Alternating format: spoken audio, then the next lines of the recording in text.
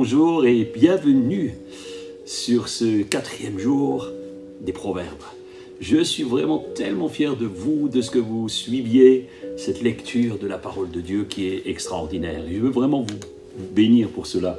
Donc c'est un défi 31. Alors aujourd'hui on est au jour 4, Et donc qui dit jour 4 dit Proverbes chapitre 4.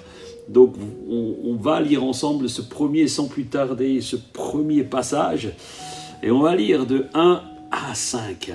Et le titre dans ma Bible aujourd'hui c'est Les conseils d'un père. Les conseils d'un père. Écoutez mes enfants, l'instruction d'un père. Soyez attentifs pour acquérir du discernement, car c'est une bonne éducation que je vous donne. N'abandonnez pas mes enseignements, car j'ai été moi aussi fils pour mon père, et ma mère me chérissait comme un enfant unique. Mon père m'a conseillé et m'a dit que ton cœur retienne mes paroles. Obéis à mes commandements et tu vivras. Acquiert la sagesse et l'intelligence. N'oublie pas que ce que je t'ai dit et ne t'écarte pas de mes recommandations. Amen.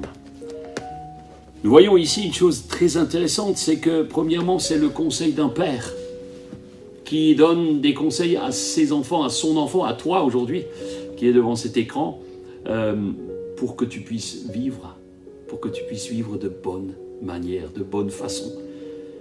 Nous voyons que ces conseils sont extrêmement précieux. Et le premier qu'il nous donne, eh bien, c'est d'avoir du discernement. Mes amis, du discernement. Le discernement fait partie de la sagesse, fait partie intégrante de la sagesse, et il dit simplement « n'abandonne pas mes enseignements ». J'aime bien ce passage où le père rappelle que lui aussi a été un fils. Peut-être tu es devant cet écran aujourd'hui, et toi aussi, tu es une fille, tu es un fils. Mais aujourd'hui, tu es un père et tu donnes des conseils à tes enfants, parce que toi-même, tu as reçu les conseils d'un père, tu as reçu les conseils d'une mère. Et si tu es ici aujourd'hui, c'est que tu veux donner davantage à tes enfants. Apprends-leur le discernement, retiens le discernement.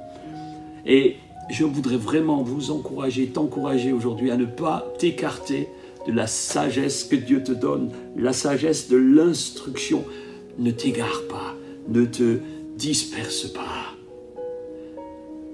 Il y a tellement d'enseignements aujourd'hui, tellement de choses que nous voyons sur Internet, dans les livres, et toutes sortes de doctrines qui circulent, de théologie.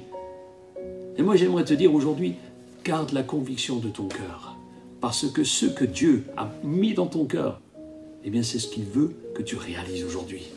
Ne t'égare pas, ne te laisse pas entraîner par toutes sortes de doctrines, de toutes sortes de choses. Garde l'enseignement précieux et mon frère, ma sœur, du discernement.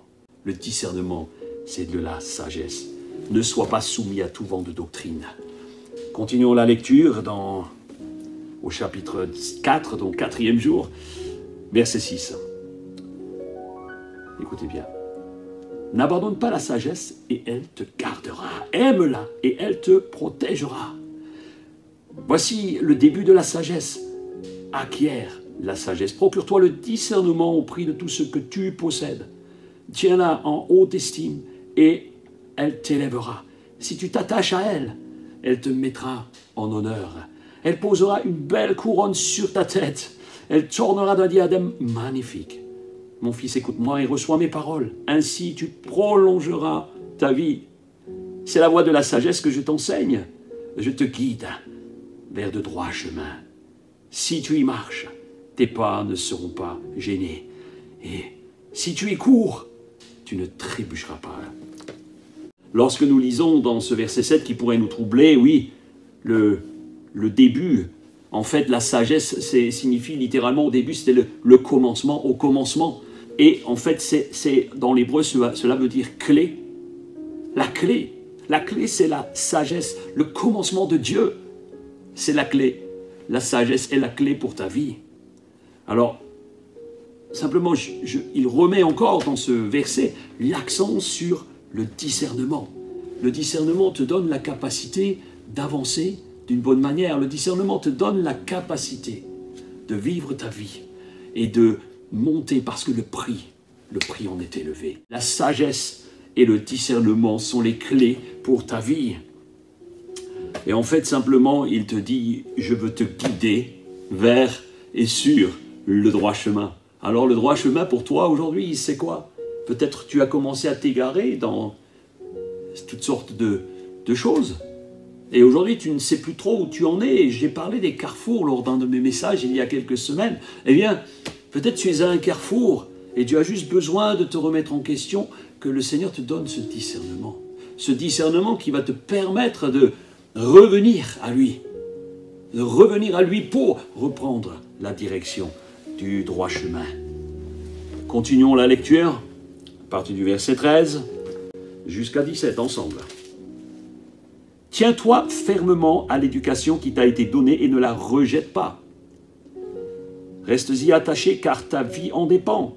Ne t'engage pas dans la voie des méchants, ne suis pas l'exemple de ceux qui font le mal.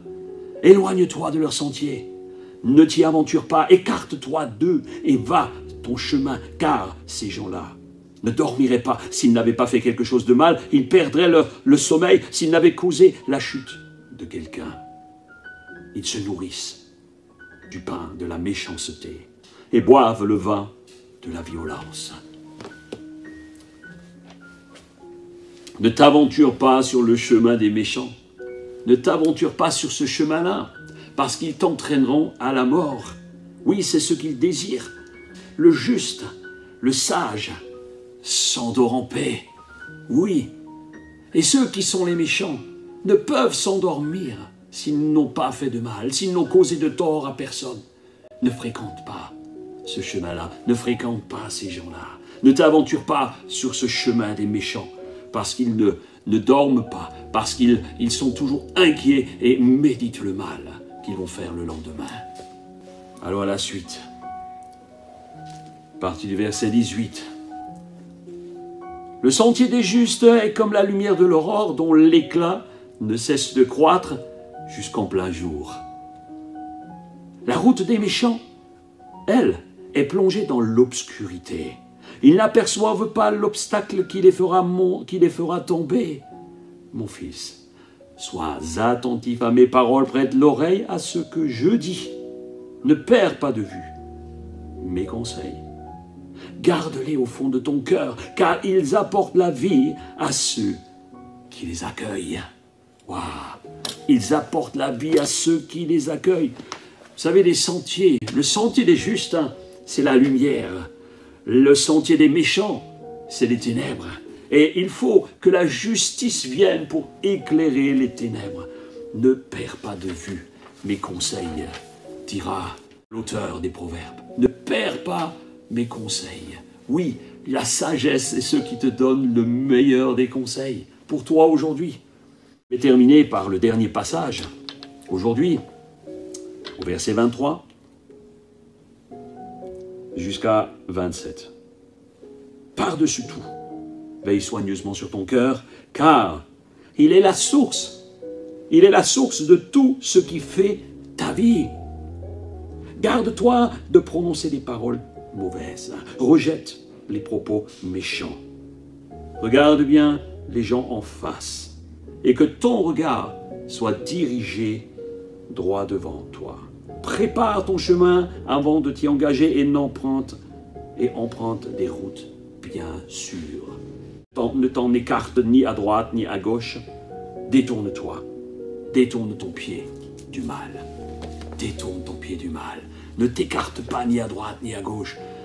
Et ce passage nous montre clairement que la première des choses, c'est que nous devons prendre soin de notre corps, de notre cœur. Prends soin de ton cœur. Garde ton cœur plus que toute autre chose, parce que le cœur, c'est la source de la vie. Le cœur, ton cœur, c'est ce qui va donner de la vie à tes journées, de la vie à tes nuits, de la vie, un sens à ta vie. Surveille tes paroles. Surveille tes paroles, nous encourage l'auteur. Surveille tes paroles. La sagesse va te donner des mots sûrs dans ta bouche.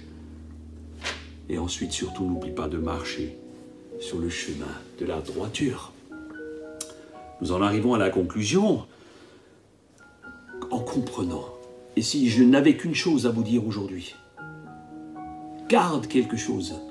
Le discernement demande toujours le discernement parce que la sagesse nous encourage à garder le discernement. Garde bien le discernement.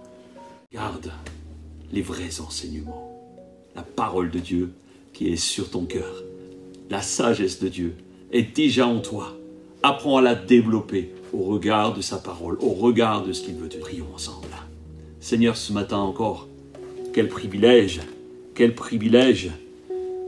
j'ai de partager ta parole, de partager simplement ces quelques versets, ce proverbe à chaque jour qui nous défie, qui nous met sur les sentiers de la droiture, qui nous enseigne à marcher dans la sagesse et le discernement. Oh, quelle bénédiction tu nous donnes.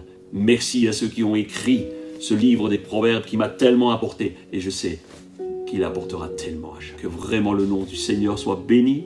Passez une excellente journée dans la grâce du Seigneur. Une excellente journée. Je vous encourage aussi à vous abonner à la chaîne si vous ne l'avez pas encore fait. Aujourd'hui est une bonne journée pour le faire. Simplement à la fin de cette vidéo, cliquez sur « Je m'abonne » et mettez-moi simplement un pouce en l'air pour m'encourager à continuer ce défi 31. Je vous bénis richement. Que Dieu soit votre soutien, votre secours et votre sagesse. À demain les amis. Merci d'avoir été là. À demain.